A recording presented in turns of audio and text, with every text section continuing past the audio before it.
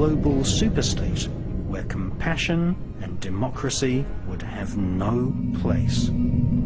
Since the 1700s, the Bavarian Illuminati has fragmented into an invisible global network of secret societies, which includes the infamous Skull and Bones fraternity at Yale University in the United States.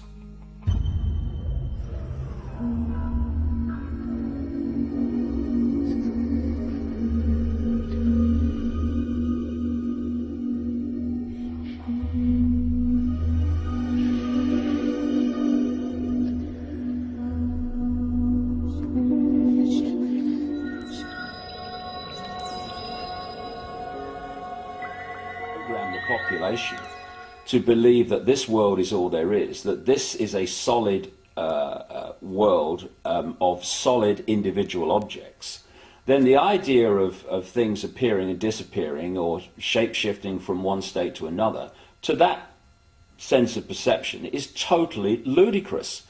But once you introduce the suppressed knowledge, which is that this world is not solid, and what we're living in is basically symbolically a radio station, in terms of all the radio and television stations broadcasting to this place now are all existing in the space that I'm sitting in.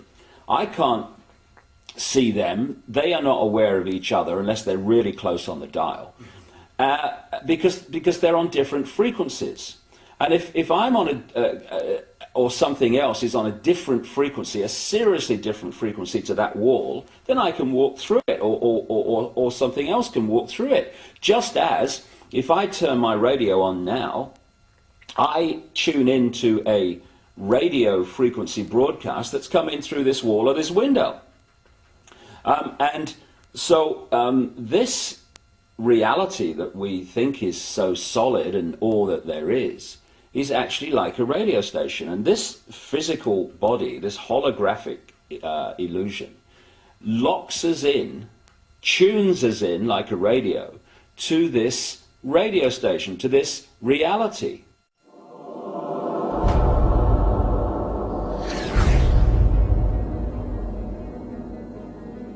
After 200 years of Kabbalistic magic and bloodthirsty crusades, wantonly murdering children, women, and engaging in ritualized sodomy, the French Knights Templar were rounded up, tortured, and executed.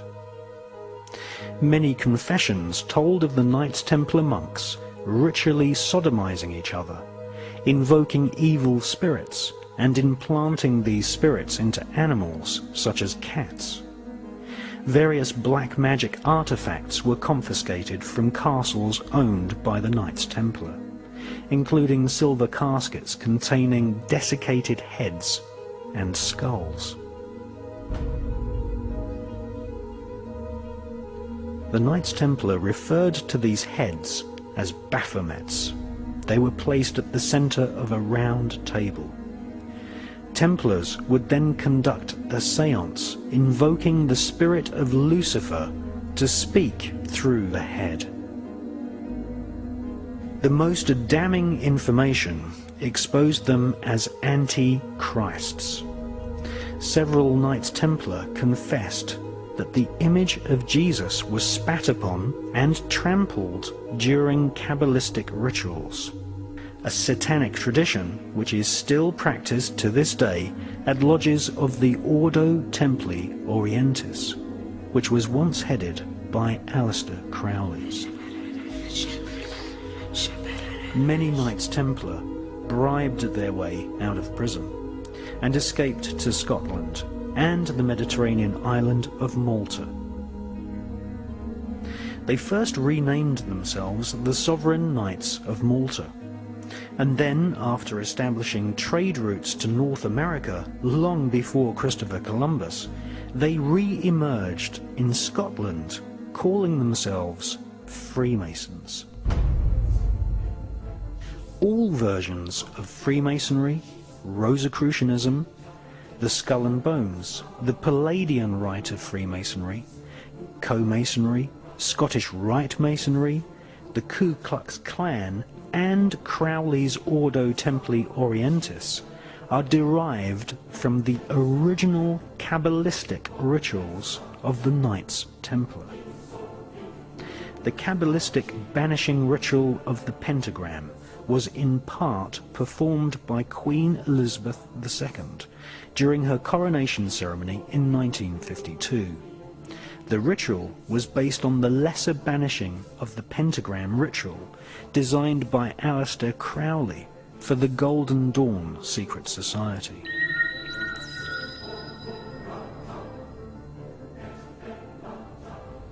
There comes now yet another ancient ceremony.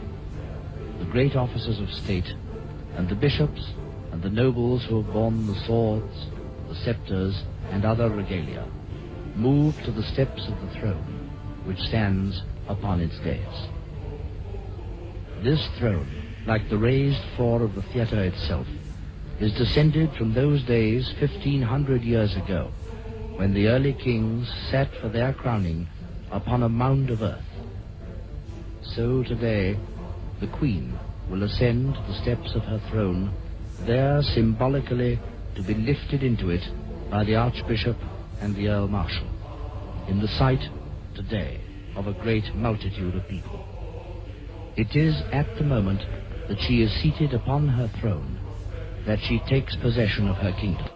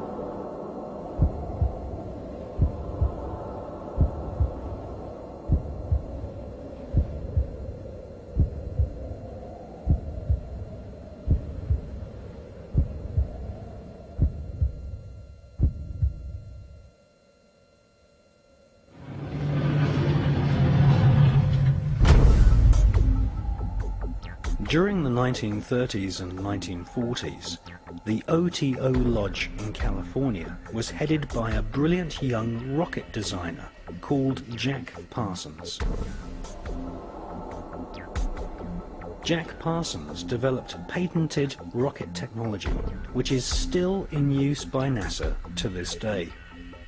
NASA named a crater on the dark side of the moon in honor of Jack Parsons.